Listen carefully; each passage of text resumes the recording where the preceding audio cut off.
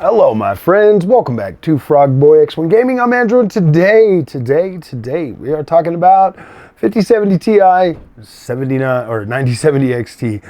You know guys, this is probably by far the first time where I've been able to literally swap between games between Nvidia and AMD and have such a close experience. Like, I mean, like like I can barely tell, you know, the difference in terms of like performance or visual quality or any of that kind of stuff, you know, especially on games that got like DLSS4, FSR4, both of them have like the frame generation and stuff.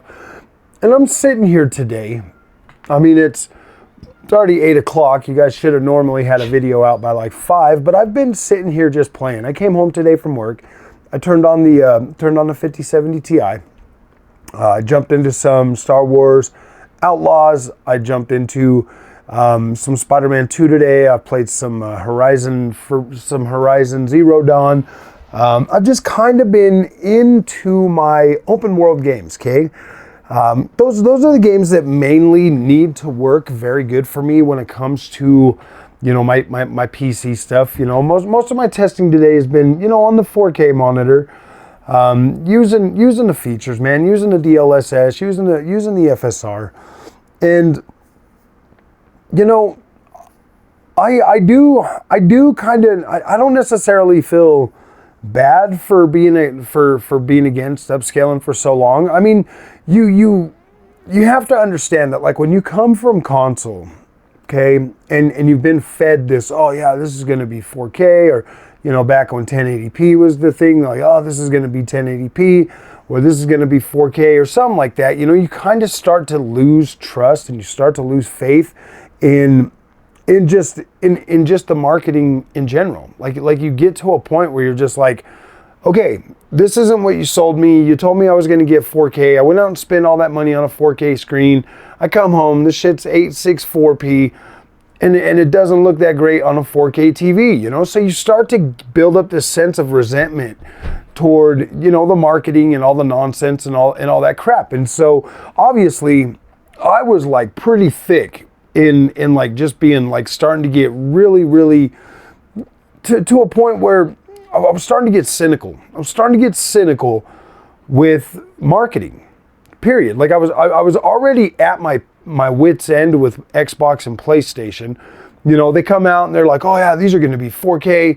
And then they run worse than the last generation consoles in terms of like visual quality. I mean, nobody can deny. You can go throw on like any PlayStation 4 game and it looks absolutely incredible. It looks incredible on the next generation. And then you start getting to the newer games and you're just like, what the freak is going on, man? Like, I thought Unreal Engine 5 was supposed to push the visuals to that next level, and it was just supposed to be like this incredible freaking up, like, yeah, and so it all falls apart, okay? It all fell apart.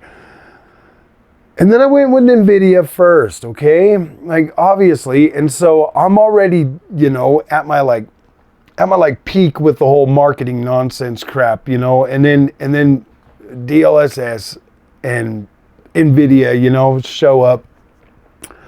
And you think spending $500 on a 4K console was bad? Then you're spending 15, 16, 17, 2,000, way more than a console, and still not able to hit that in a way that you think should be literally freaking multiplied because of how much more money you're spending on a PC. And then with all the hype surrounding PC, all the just, oh gosh, man, it gets irritating. It gets irritating. So it does. It takes a little while, obviously, to get to a point where you can see PC for what it is and understand the limits and understand that, like, yeah, you have to take everything with a grain of salt, and you have to manage your expectations, blah blah blah, all that crap that, like, you're just like, no, man, I'm done. I'm over with the managing my expectations. That's why I'm buying a PC. You get to that point only to find out that if you want the best 4K experience you can get, you're spending $2,000 plus on a freaking GPU. You're essentially pigeonholed right into like a 90 series class of Nvidia GPU. And it's not because it's not because other Nvidia GPUs aren't capable of it. They usually find a way to limit those cards' ability through some stupid thing like VRAM or bus width or just something, just some little way for them to keep you away, to keep you out, to keep you locked down, and to keep that high quality everything tied behind this really extreme paywall. And so I found AMD, and AMD was like, look, we're not putting up those ridiculous roadblocks, but you're gonna have to do it. I mean, oh gosh, either way, you want 4K, you're using upscalers, you know. So I get on AMD. 7900 XT was an absolute blast of a card. I freaking love that thing. I thought it was absolutely incredible. Playing those games, having the VRAM, doing whatever. It was a great card. If I wanted 4K, I could just turn on FSR and I could play at 4K. Yeah, I had to obviously deal with everything that everybody else would have had to, is like shimmering and all the imperfections of FSR. Okay, we'll just leave it at that. If you're using quality FSR, it's not so bad. Obviously, it's playable. It's going to look better in the console anyway. So regardless of the fact, you're getting a significantly better experience on a 7900 XT over a console any day of the week. Period. Like period. And so you look at that. And so when I'm sitting there, you know, and I would always have like this lopsided experience, you know, like I'd go out and I'd get like a 4080, you know, or something, you know, like get the 4080 Super, 4070, just everything, just, you know, 7800 XT last generation. I bought so many cards, and I just couldn't get things to line up as well as they do right now. Like the 4080 Super versus 7900 XTX. That just felt so lopsided, and I'm getting to a point with this video. I promise you. It just felt so lopsided. It was like, okay, I got a lot more VRAM over here on the AMD side. The 4080 Super just doesn't have the VRAM. I'm getting, you know, so I didn't feel like that build 4080 Super was worth building a whole nother setup for. I just didn't see myself caring about that experience. It just felt lopsided. It felt so lopsided. So enter 5070 Ti, 9070 XT. These GPUs, both are constrained by 16 gigs of VRAM, so there's no advantage from that, period. Like there's no advantage. There's no advantage from VRAM. Both games are going to suffer the same freaking VRAM hit as the other ones, so that will always be the same. There will never be a deciding factor for the VRAM, and like that's interesting. That is interesting because I've been seeing just how interesting that is going forward with these two cards. Okay, so I bought the 4K monitor so that we could use that. It also doubles as the 1080p, so I can drop it to the 1080p, play games on the 1080p, and then I've got the 3440 by 1440p ultra wide, which kind of puts me in like this interesting like position for these two GPUs. Like no matter what, I'm going to be able to play any game I want to play, no matter what. Like I like the 1080p on this is no matter what, I can play any game. Okay, and for me, I still find 1080p to be an acceptable resolution. I do. I just do. And now that it's OLED with OLED HDR, yeah, the 1080p is 100% palatable. Going forward, I can play that if I have to. If games get so freaking ridiculously heavy, at least I know for the next 2 years, I'm gonna be able to play whatever I want to play and have an enjoyable experience. And then the next step up from there is 3440 by 1440p. I'm going to be able to have my ultra wide for my open world games, and I'll be able to fully enjoy that. And obviously 4K. We're definitely going to be using a lot of upscaling for 4K. Now, both of these cards can do native 4K on specific games, you know, that I still play. I still go back and play my Assassin's Creed. I still go back and play my other open world games.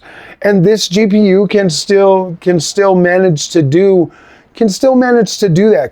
These GPUs can manage to give me that, and it's fine. Like I'm happy with that. And so having the fact that I've got FSR4, I've got access to FSR4, I've got access to DLSS4, I have access to frame generation, I have access to multi-frame generation, I have access to the Adrenaline software, HyperRX, I have access to GeForce Now, or to GeForce. I have all of these technologies at my fingertips now to fully enjoy my games, and I feel empowered by that to an extent where I get that this is not your ideal setup. I get that. Like, I understand that. But going forward with the mindset that I have now for gaming, you know, for Nvidia, for AMD, I have this mindset that it's like, no longer am I really trying to pit them against each other. I'm more trying to figure out, you know, how to help the community. How do I help the community find what they need? And, you know, how do I enhance my experience? Because at the end of the day, that's what matters the most, my experience. Your experience is going to differ. It's always going to be, you know, like I said, I'm perfectly satisfied with dropping to 1080p with OLED. I'm a 1080p OLED with HDR. I'm perfectly okay with that. Like, I can live with playing my games just like that, like no problem whatsoever. So how do I help my community, my friends? You know, you guys are my friends. How do I help my friends find the best experience that makes them comfortable and show them, you know, it's like, look guys, I get it, 4K, obviously it's the best. Clearly, it's got the best clarity. It's got more pixels. It's got 4 times as many pixels as 1080p, twice as many as 1440p. So yeah, obviously pixel density and pixel, you know, clarity and all that stuff. Obviously 4K is going to be the best option, but that's expensive.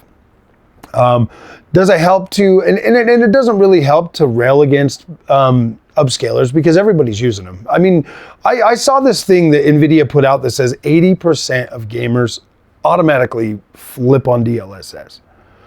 Now that, my friends, that is something when Nvidia, because you know they can track those numbers. You know they can track the numbers. That's something. When Nvidia can bring out a technology like DLSS and convince 80% of the gaming market that uses their GPUs that is a must-have feature and that they automatically flip it on, that is good. That is some very good marketing. And you know, guys, I would consider myself a visual purist. You know what I mean? Like one of those people that are like, oh my gosh, I love the true art form that the developers create. I do. I consider that, and every chance I get, doesn't matter what game it is, I always want to see those games running natively.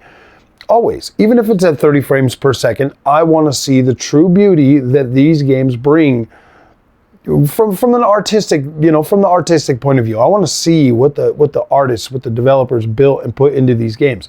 So yes, I'll always have that. And I do. I will always check that out. I will always look at that. But in terms of being able to get a playable experience, we will be looking mostly at upscaling and stuff going forward. I mean, if my game will run above 60 FPS at 4K native, 3440 by 1440p native, cool. We'll check that out. We'll run that. 1080p, obviously 1080p is going to be a very easy, a very low bar to hit. So that's good. So when I look at, just how close these GPUs are, because like I said, I came home and turned on the 5070 Ti. I'm playing that. I'm still trying to work with like the stuttering thing. To be completely honest with you guys, they both stutter about the same.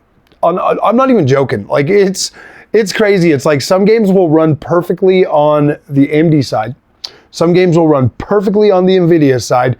But then they'll always have like these ones, and they're always mismatched. I swear, if it runs good on Nvidia, it's a stuttering mess on AMD. If it runs good on AMD, it's a stuttering mess on Nvidia.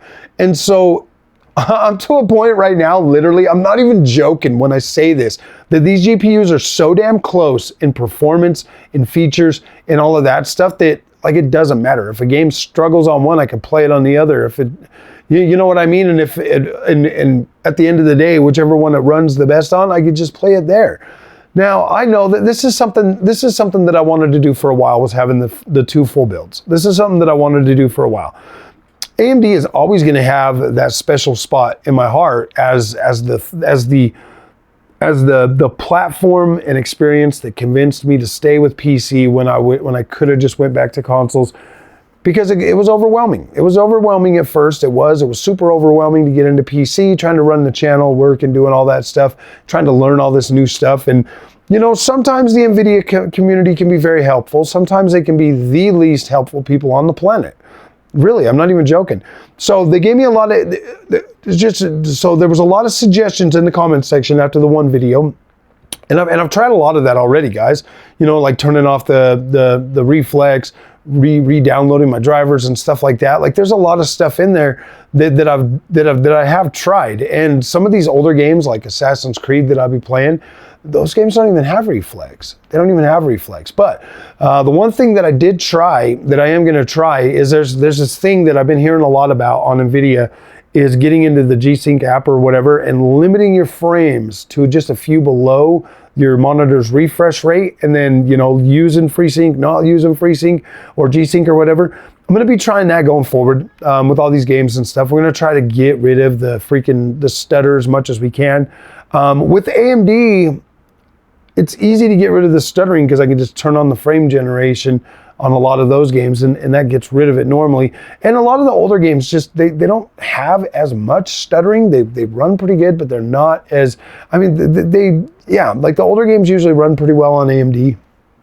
So I like this. Basically what I'm saying is I like the fact that like neither GPU is significantly better than the other. So it's like, yeah, you don't even know. Like I put in a game like Spider-Man, and I'm playing Spider-Man and Spider-Man 2, and I'm looking at this, and I jumped on the Nvidia thing, and I'm playing that earlier, and I got the stuttering, you know, to kind of calm down a little bit on that one, but that one's there. Obviously, I have to, if I just put all my ray tracing to high, it gets rid of a lot of it, and it makes it a lot more playable. So I went right over to the AMD and I used the exact same settings over there, and oh my gosh, man, it's almost like they're exactly the freaking same in the performance and stuff, and it's like so dang close that you can barely even tell a difference. Like you could barely even tell a difference, to be completely honest with you guys.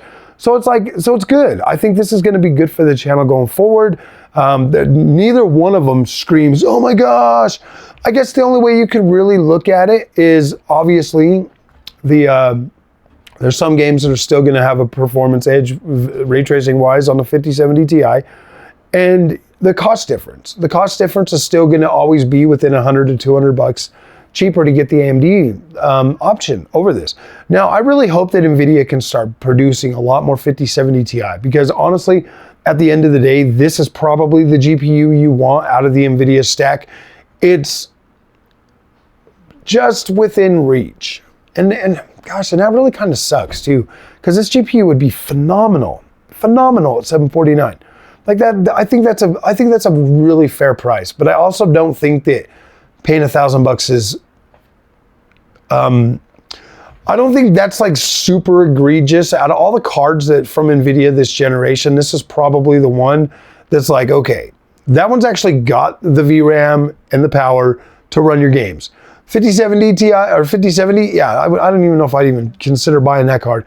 But in terms of like just having a card that's actually good enough to run at 4K and stuff at the price range for 5070 Ti, okay, I'm not going to argue with the whole Nvidia is better, whatever no more. Okay, like it is what it is. Now we just have to make things make sense monetarily. You have to make it make sense. Is that extra ray tracing performance going to be enough to push you over the, and obviously DLSS4 is freaking phenomenal. But yeah, I mean, and there's significantly more games out there right now that already support like DLSS4. I mean, you can driver level it in there. So that is definitely a big thing. DLSS4 is impressive. It is impressive, and it gets the job done, and it looks phenomenal. So yeah, I do like it. I think it's great, and obviously you know, I guess that's the way you look at it. You know, it's like AMD, you know, has a price of 9070 XT at you know, 600 to 850 bucks right now. And so when you look at that price and you look at what you get out of the 79 or the 9070 XT, obviously you're paying less money, but you are getting, you know, a new upscaler. You're getting FSR4, which looks absolutely phenomenal too. And you're getting frame generation, you're getting driver level AMD's fluid motion frames. Obviously you get the smooth motion over on the Nvidia side too. So you do get all these features and stuff. So it's like, I mean, I guess you are leaving a little bit of ray tracing on the table. Like you are. And, but trust me, it's not as big of a gap anymore as a lot of people still try to have you believe. And obviously DLSS4 is compatible with more games. So those are some things to like take into consideration when you're out there buying. You know, yes, you can, I think that you could survive pretty well with the AMD card. I do. But I also think that the 5070 Ti is probably the best positioned Nvidia card this generation. So I'm grateful that I have both, and I can't wait to continue making some incredible content for you guys. Today has been really fun, really eye-opening for me to be able to sit back and kind of look at both of these experiences. And I got some Assassin's Creed Shadows content coming for you guys starting tomorrow. Seeing as I'm in the Ubisoft Creators Club, I get some early access to that game. So it's gonna be nice. I'm gonna bring you some Nvidia stuff. I'm gonna bring you some AMD stuff. I'm gonna do a side-by-side and stuff like that for this game. Yeah, dude, we're gonna be playing Assassin's Creed for a while. I finally got into the Ubisoft Creators Club. I'm gonna make a lot of content for that game. This is something that I've looked forward to for a very long time since I started my YouTube journey. Becoming a Ubisoft creator has always been at the top of my list of things to do. You can laugh at me all you want for being a Ubisoft fanboy, but I love Ubisoft. I love their games. I absolutely have had. I've been able to jump into any Ubisoft game and literally become fully immersed in that experience. And I do. I think they create some of the coolest games that I've ever played, and I love their open worlds. I think they are absolutely incredible, and I cannot wait to show you guys Assassin's Creed Shadows over the next coming days, weeks, months, clearly years, because I will be covering these games as long as I have a YouTube channel with people that come and watch. So, man, that is exciting. I'm super excited for that. I hope that yeah, man, it's pretty surreal. It really is. It's really surreal to become a Ubisoft creator, and that's one of the biggest reasons where it's like, look, man, I want to move away from the weird, you know, anger, hate content stuff. I want to move away from that, and I just want to create stuff that I want to create, and it's fun. Like, it is fun having both systems and being able to create content for you guys. That's all that really matters at the end of the day, is the video games. And I am a massive Ubisoft fan, so this is freaking incredible. So I will see you guys in the next one. Thank you so much for watching, and have a good night, my friends.